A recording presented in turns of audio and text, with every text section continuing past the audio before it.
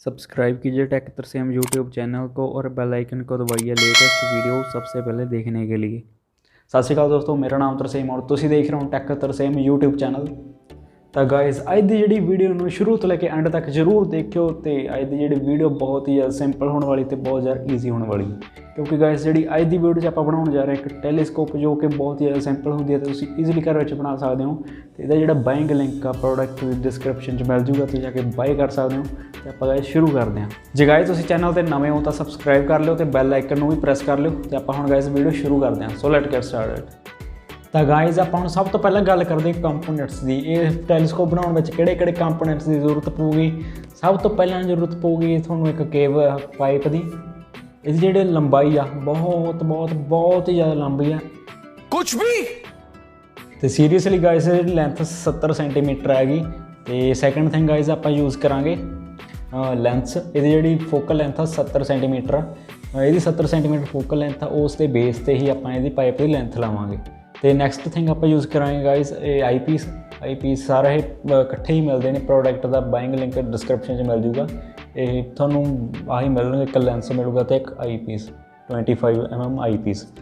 तो आप एडजस्ट करने वास्ते आई पीस फिट करने वास्ते एक एक्सट्रा पाइप लीए छोटी जी, ये यूज़ करांगे। तुसीं कुछ भी ले सकते हो। तो इस तरह लग जूगी इस पाइप के। आई पीस इस तरह रखना, पाइप मूव होनी चाहिए है, इस तरह मूव होनी चाहिए फोकल लेंथ में एडजस्ट करने वास्ते। तो गाइज अपन फटाफट इसमें लगाने, तो वीडियो में बने रहो। तो हम आप बनाने इनू फटाफट। तो चलो शुरू करते हैं।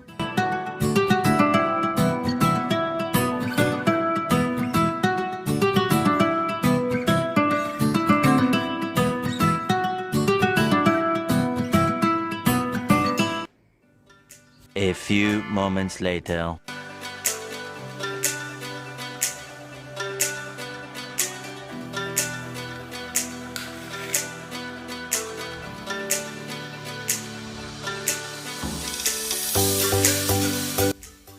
तो गाइज जी हुण अपनी जी टैलीस्कोप रेडी हो चुकी है, तो आप टैसट करके देखते हैं। तो हुण तुसीं मून की क्लिप देखो हुण वीडियो दे विच।